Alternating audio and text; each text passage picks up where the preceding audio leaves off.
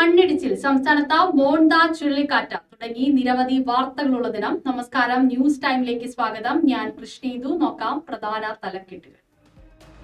അടിമാലി മണ്ണിടിച്ചിലിന്റെ കാരണം കണ്ടെത്താനുള്ള പരിശോധനകൾക്ക് ഇന്ന് തുടക്കം. ദുരിതാശ്വാസ ക്യാമ്പിലുള്ളവരെ താൽക്കാലികമായി പുനരധിവസിപ്പിക്കും.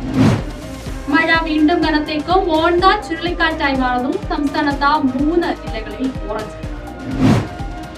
സിപാസിന് കീഴിലുള്ള SME ഫിസിയോതെറാപ്പി വിദ്യാർത്ഥികൾ സേവന പ്രതിജ്ഞയിലൂടെ പ്രൊഫഷണൽ ജീവിതത്തിലേക്ക്. തെരുവുനായ നിയന്ത്രണത്തിൽ അനാസ്ഥ, സുപ്രീം കോടതിയുടെ കടുത്ത മുന്നറിയിപ്പ്. സംസ്ഥാന സ്കൂൾ ഒളിമ്പിക്സിന് നാളെ സമാപനം. തലസ്ഥാന നഗരി മുന്നിൽ. വാർത്തകൾ വിശദമായി. ഇടുക്കി അടിമാലി കൂമ്പൻപാറയിലെ മണ്ണിടിച്ചിലിന്റെ കാരണം കണ്ടെത്താനുള്ള പരിശോധനകൾക്ക് ഇന്ന് തുടക്കം. ജിയോളജി, പൊതുമരാമത്ത്, റവന്യൂ ഉദ്യോഗസ്ഥരടങ്ങുന്ന സംയുക്ത സംഘം സ്ഥലത്തെത്തും. 2 ദിവസത്തിനകം പ്രാഥമിക റിപ്പോർട്ടും 4 ദിവസം കൊണ്ട് സമഗ്ര റിപ്പോർട്ടും സമർപ്പിക്കാനാണ് കളക്ടറുടെ നിർദ്ദേശം. സംസ്ഥാനത്ത് വീണ്ടും മഴ കനത്തേക്കും. മോൺത ചുഴലിക്കാറ്റായി മാറും. കോഴിക്കോട്, കണ്ണൂർ, കാസർഗോഡ് ജില്ലകളിൽ ഇന്ന് കേന്ദ്ര കാലാവസ്ഥാ വകുപ്പ് ഓറഞ്ച് അലർട്ട് പ്രഖ്യാപിച്ചു. കേരള തീരത്ത് 28 വരെയും കർണാടക, ലക്ഷദ്വീപ് തീരങ്ങളിൽ 29 വരെയും മത്സ്യബന്ധനത്തിന് വിലക്ക് ഏർപ്പെടുത്തി. Centre for professional and advanced സ്റ്റഡീസിന് കീഴിലുള്ള school of medical education physiotherapy വിദ്യാർത്ഥികളുടെ ബിരുദദാന ചടങ്ങ് നടന്നു. ചടങ്ങ് എറണാകുളം MTIMS അക്കാഡമിക് കൗൺസിൽ അംഗം പ്രൊഫസർ പ്രിൻസി മാത്യു ഉദ്ഘാടനം ചെയ്തു. നോക്കാം വിസ്മയ തയ്യാറാക്കിയ report. Centre for professional and advance സ്റ്റഡീസിന്റെ കീഴിലുള്ള ഫിസിയോതെറാപ്പി വിഭാഗത്തിന്റെ ഓത്ത് ടേക്കിംഗ് സെറമണിയും കോഡ് ഓഫ് എത്തിക്സ് വിതരണവും കോട്ടയം ചെറിയ പള്ളി ഓഡിറ്റോറിയത്തിൽ നടന്നു.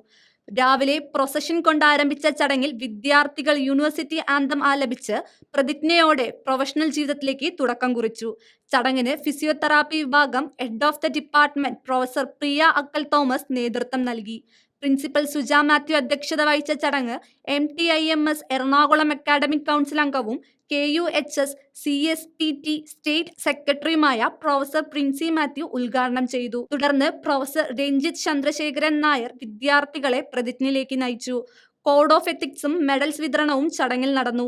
CPAS executive member advocate Reji Zacharia മുഖ്യ പ്രഭാഷണം നടത്തി. CPAS executive member doctor Jogi Alex, joint director professor Jayachandran TP, professor Sumavi Madhavan എന്നിവർ ആശംസകൾ അർപ്പിച്ചു. 2020 ബാച്ച് വിദ്യാർത്ഥിനി miss Reshma M Reji valedictorian പ്രസംഗം നടത്തി. Associate professor Shiny M lamp lighting ceremony നയിച്ചു. അസിസ്റ്റന്റ് പ്രൊഫസർ മെറിൻ സോണി നന്ദി രേഖപ്പെടുത്തി. Vismaya, ICJ news, Kottayam. തെരുവുനായ നിയന്ത്രണത്തിലെ അനാസ്ഥ. തെലങ്കാന, ബംഗാൾ ഒഴികെ എല്ലാ സംസ്ഥാനങ്ങളുടെയും ചീഫ് സെക്രട്ടറിമാർ നവംബർ 3 ഹാജരാകണമെന്ന് സുപ്രീം കോടതി നിർദ്ദേശിച്ചു.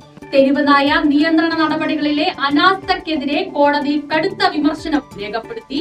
സത്യവാങ്മൂലം സമർപ്പിക്കാത്ത സംസ്ഥാനങ്ങൾക്ക് പിഴയും നടപടികളും ഉണ്ടാകുമെന്ന് മുന്നറിയിപ്പ്. സംസ്ഥാന സ്കൂൾ അത്ലറ്റിക്സ് നാളെ സമാപിക്കാനിരിക്കെ ചാമ്പ്യൻ പട്ടത്തിനായുള്ള പോരാട്ടത്തിൽ ജില്ലകളും സ്കൂളുകളും ഒപ്പത്തിനൊപ്പം. ഓവറോൾ പോയിന്റിൽ ബഹുദൂരം മുന്നിലായി തിരുവനന്തപുരം ജില്ല. 58 പോയിന്റുകളുമായി ചാമ്പ്യൻ സ്കൂളായി മലപ്പുറം കടകശ്ശേരി IDL. ഒളിമ്പിക്സ് മാതൃകയിൽ നടക്കുന്ന 67ാമത് സംസ്ഥാന സ്കൂൾ കായികോത്സവത്തിന് തിരുവനന്തപുരം ജില്ലയാണ് ആതിഥേയത്വം വഹിക്കുന്നത്. പ്രധാന തലക്കെട്ടുകൾ ഒരിക്കൽ. അടിമാലി മണ്ണിടിച്ചിലിന്റെ കാരണം കണ്ടെത്താനുള്ള പരിശോധനകൾക്ക് ഇന്ന് തുടക്കം. ദുരിതാശ്വാസ ക്യാമ്പിലുള്ളവരെ താൽക്കാലികമായി പുനരധിവസിപ്പിക്കും. മഴ വീണ്ടും കനത്തേക്കും. മോൺത ചുഴലിക്കാറ്റായി മാറുന്നു. സംസ്ഥാനത്ത് 3 ജില്ലകളിൽ ഓറഞ്ച്. സിപാസിന് കീഴിലുള്ള SME ഫിസിയോതെറാപ്പി വിദ്യാർത്ഥികൾ സേവന പ്രതിജ്ഞയിലൂടെ പ്രൊഫഷണൽ ജീവിതത്തിൽ. തെരുവുനായ നിയന്ത്രണത്തിൽ അനാസ്ഥ. സുപ്രീം കോടതിയുടെ കടുത്ത മുന്നറിയിപ്പ്. സംസ്ഥാന സ്കൂൾ ഒളിമ്പിക്സിന് നാളെ സമാപനം. തലസ്ഥാന നഗരി മുന്നിൽ. ഇതോടുകൂടി ഇന്നത്തെ വാർത്താ ബുള്ളറ്റിൻ അവസാനിക്കുന്നു.